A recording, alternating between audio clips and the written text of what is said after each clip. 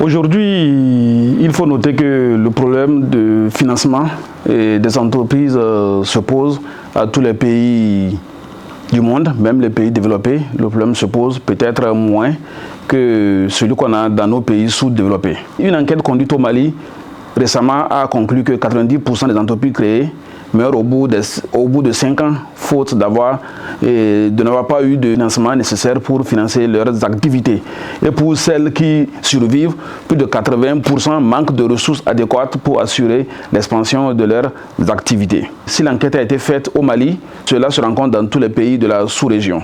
Alors, pourquoi cela? C'est parce que d'abord, ces PME, PMI n'arrivent pas à accéder au tissu bancaire existant, ou même quand elles arrivent à accéder, l'offre de services d'accompagnement que proposent les banques classiques ne correspond pas à leurs besoins.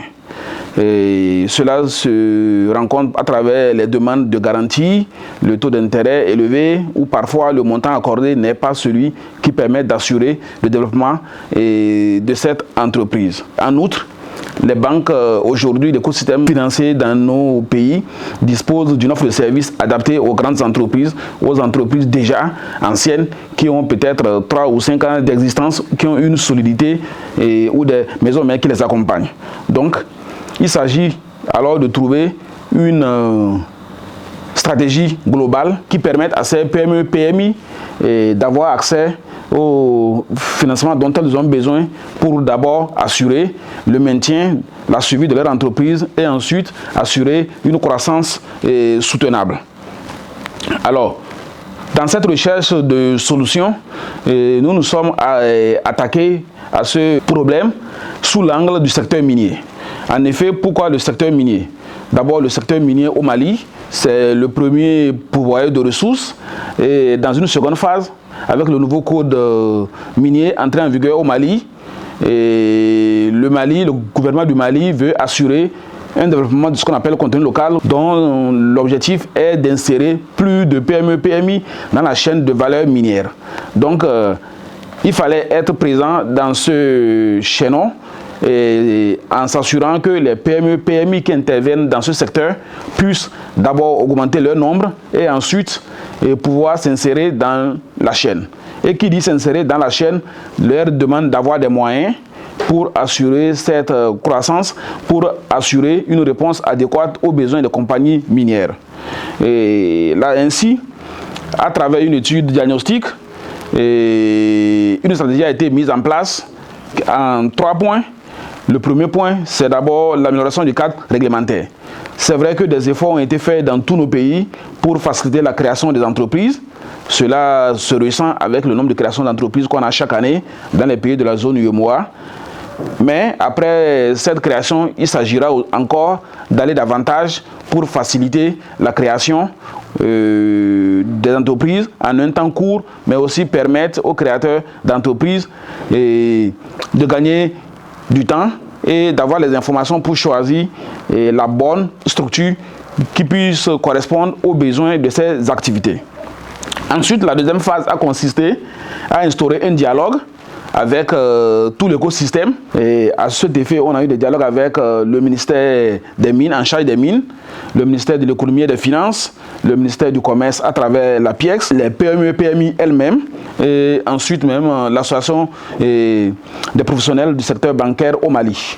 Donc à travers ces échanges, on a mieux compris la position de chaque partie. Et ensuite, on a essayé de voir quel rôle chaque partie peut jouer pour mieux faciliter l'accès des PME, PMI au crédit.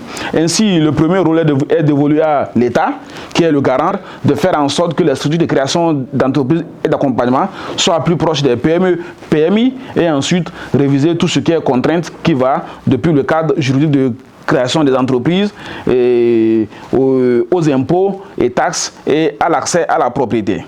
Ensuite, discuter avec les PME, PMI elles-mêmes pour voir en fait comment on peut les accompagner à travers une assistance avant la création d'abord pour connaître quelle est l'entreprise, la forme d'entreprise adaptée à mon secteur et ensuite les accompagner, comment gérer ces fonds. Connaissant il y a la difficulté issue du secteur d'accorder des crédits à des startups, C'est là où intervient le projet de gouvernance du secteur minier, dont le rôle serait, par exemple, d'accompagner les entreprises en ressources indispensables à la première année, deuxième année. Donc, ces ressources vont permettre à la PME, PMI de s'installer et de disposer des ressources indispensables pour assurer le lancement de ces activités. Et ce n'est qu'après cette étape qu'interviendront les incubateurs que nous allons recruter, qui vont l'accompagner à la structuration de l'activité, élaborer le plan d'affaires qui sera soumis à la banque. Bien avant cela aussi, nous avons rencontré les banquiers de la place, et ces banques seront accompagnées dans leur maîtrise des spécificités du secteur minier pour mieux savoir apprécier un dossier du secteur minier, comment gérer les risques. Pour l'instant, on n'est pas encore allé vers la création d'un fonds de garantie, mais cela pourrait venir. Nous sommes en discussion avec les autorités du Mali qui sont prêtes sur la base des ressources que le secteur engrange. Pourquoi pas ne pas construire un fonds de garantie au profit du secteur bancaire qui pourra en fait servir de base pour l'accompagnement des PME, PMI de ce secteur. Et bien sûr, pour avoir plus d'impact, il faut impliquer les miniers.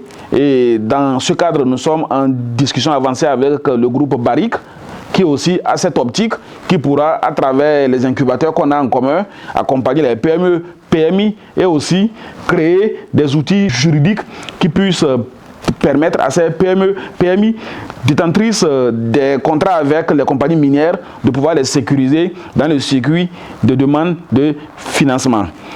Et le dernier point, conformément à la politique de la banque, à travers toute cette chaîne, nous essayons de voir comment aussi accompagner le secteur à tirer profit de la digitalisation actuelle, comment faire pour promouvoir ces PMI au-delà du Mali et aussi adopter une politique genre qui va permettre d'avoir plus de femmes intervenant dans le secteur et plus de résultats. Donc voilà, résumé, la stratégie mise en place pour le financement des PME, PMI intervenant dans le secteur minier au Mali. Et c'est cet effet qui sera renforcé, dupliqué à travers l'implication de tous les acteurs pour plus de résultats.